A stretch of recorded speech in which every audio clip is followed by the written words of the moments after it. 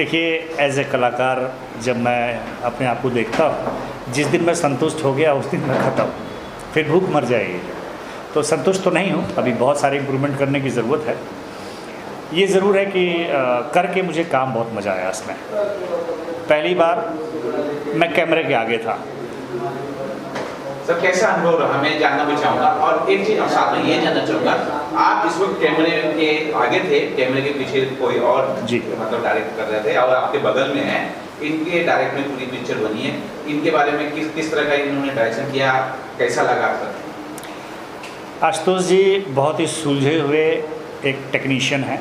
सबसे पहली बात तो मैं वहाँ से स्टार्ट करूँगा, क्योंकि इनको हर विधा का बहुत अच्छा नॉलेज है। डीआई, लेंस, कैमरा के बारे में, और एडिटर बहुत अच्छे हैं ये।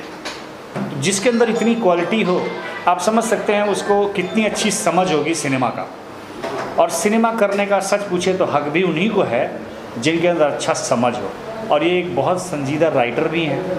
तो एक आदमी के अंदर इतनी क्वालिटीज़ हैं तो डेफिनेटली वो अलग ही कुछ करेंगे। इन्होंने ये पिक्चर से शुरुआत की है, मुझे यकीन है कि बहुत अच्छा काम करेंगे आगे। सर जैसे कि मैंने ट्रेलर देखा है और मैं ट्रेलर देख के ये अंदाजा लगा रहा हूँ, पिक्चर तो देखी नहीं है, अंदाजा इतना समझ में आ रहा है कि दो पीढ़ियों का इसमें टकराव है, नई पीढ़ी और पुरानी पीढ़ी का। कितना जरूरी है इस समय में इस तरह की फिल्म? एक्चुअली ये आज की सबसे ज़्यादा आवश्यकता इसी बात की है कि जो गैप है लोगों में, सोच में जो फ़र्क आया है, चाहे वो पाश्चात्य सभ्यता से आया हो, चाहे वो आज के इन्वायरमेंट से आया हो, इसको इंडिकेट करना बहुत ज़रूरी है। एक ज़माना था जब हम लोग कंबाइंड फैमिली में रहते थे। एक परिवार था, दादा दादी, भाई भाभी, सारे लोग के साथ रहते थे। और उस वक्त अगर किसी एक को दर्द तकलीफ़ हो जाए तो कैसा आदमी एक दूसरे के विश्वास करके उसके बल पे रह रहा था। अभी वो चीज़ ख़त्म हो गया।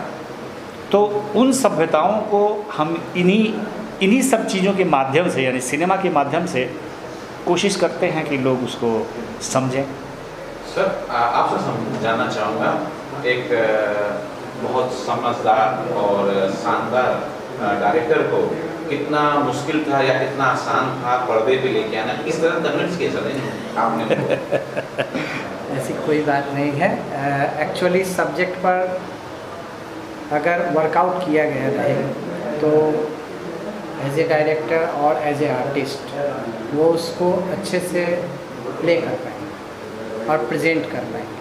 और भैया ने हमारी काफ़ी सहायता की, जहाँ मैं फंसा वहाँ इन्होंने हमें गाइडलाइन दिया और हम दोनों ने मिलकर काफ़ी अच्छी मेहनत की है।